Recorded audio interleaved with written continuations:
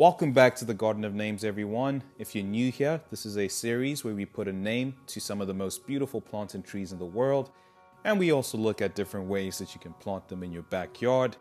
Now, in the last video, we highlighted the beautiful and tropical plant that is Bougainvillea, and today we'll be looking at some cold hardy alternatives to Bougainvillea for those of you who are in a not so tropical climate. But before we get into that though, I did come across this short clip of Bougainvillea growing in the Hamptons in New York, which I wanted to share with you all. Now, of course, it's not growing in the ground. It wouldn't survive the winter unprotected, but it is growing in a pot. And it's not a plant that most people would typically associate with the Hamptons. This is growing in Southampton to be specific, but it looks right at home in this little clip. It might just be the way it stands out against the wooden tiles, but I just couldn't imagine it looking any better than it does in this combo right here. But in any case, I just wanted to share this little video with you all, so there you go. Okay, back to the reason we're here. So I picked the two cold hardy alternative plants based on three characteristics that Bougainvillea has. And I think that the two plants we'll look at in just a second share enough common qualities that you can probably pull off a subtropical look in a much colder climate.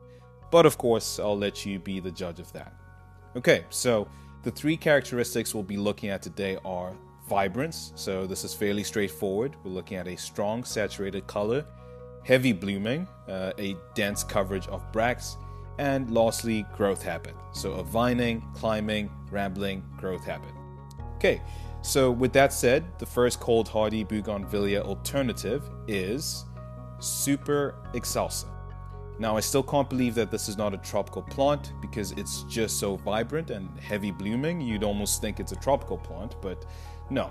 The plant is described as a free-flowering, rambling rose that blooms repeatedly and abundantly on long arching shoots.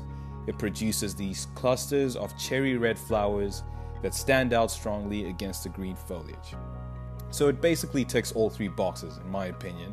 I mean, just looking at it in these pictures as well, it definitely just stands out, which is really hard to find considering it is hardy to USDA zones 4 through 10. I mean, that's hardy for a good portion of North American major cities, so I would think it's a good option, but of course I'd like to hear what you guys think, so let me know. Okay, so that's option one. For the second option, we have Bajazzo Climbing Rose. At least I believe that's how it's pronounced. So this plant is similar in some ways to Super Excelsa as it has intense pink blooms, but with a bright yellow center. It is a climber with recurring waves of flowers throughout the season, and it is described as having powerful blooming power and generous clusters. And I wouldn't disagree with that at all. I mean, from the pictures, it does bloom really well. But I will say it's probably not as vibrant as Super Excelsa, but it does have a more complex color profile, which I think is really pleasing to the eye. Now, this plant is also pretty hardy all the way down to USDA zone 5 through 9. And the other thing I wanted to mention is that I find both plants to not be as rosy as you'd expect a typical rose plant to look. They both have a more relaxed flower formation, which I think also helps them look a little more tropical than a traditional rose would look. But yeah, that's just my opinion. Yeah, so those are the two options I have for you all. There is a third option, which is more of an honorable mention really, because it's not nearly as cold hardy as the other two plants we just mentioned, and that is Nereum oleander.